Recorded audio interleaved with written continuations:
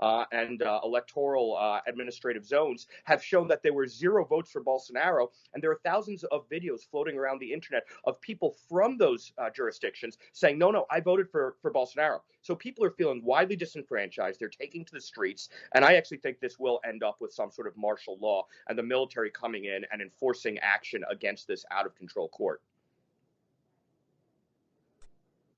You know, it's you could almost interchange the United States and just switch out Brazil and thinking about the 2020 election, right? It's kind of surreal.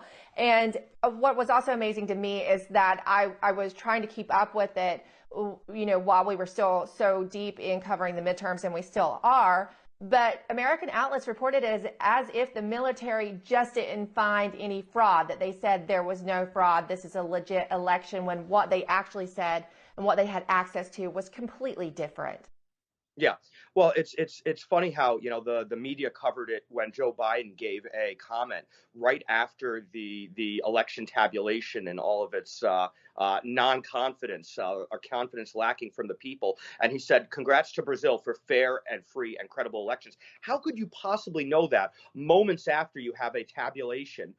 So it's, you know, methinks the lady doth protest too much. It's very, very, it smells fishy on every level. It feels like the fix is in with the global media. They're not even reporting millions of people. This is the largest street manifestations I think that I could report on that I've ever seen historically since the fall of communism, since the 80s in Europe in the late 80s and early 90s. There's never been manifestations anywhere in the world of this scale. We're talking not millions, but we're approaching now 8 figures, tens of millions across a country of 210, 220 million people. So it's really massive. And it's not only in Brazil. You had the 8 Supreme Court justices who were appointed by Lula himself, who let him out of prison and annulled his conviction. He's convicted 3 times in 3 separate courts, and they annulled it.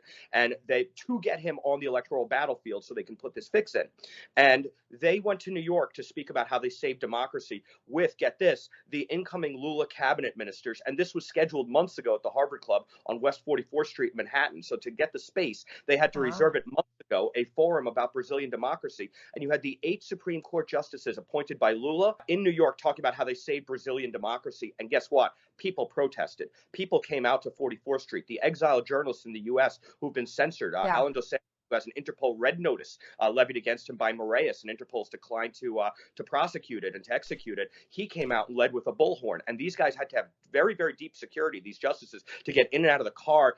Everybody, thousands of people were yelling at them, that calling them, you know, curses and saying, you have destroyed our democracy.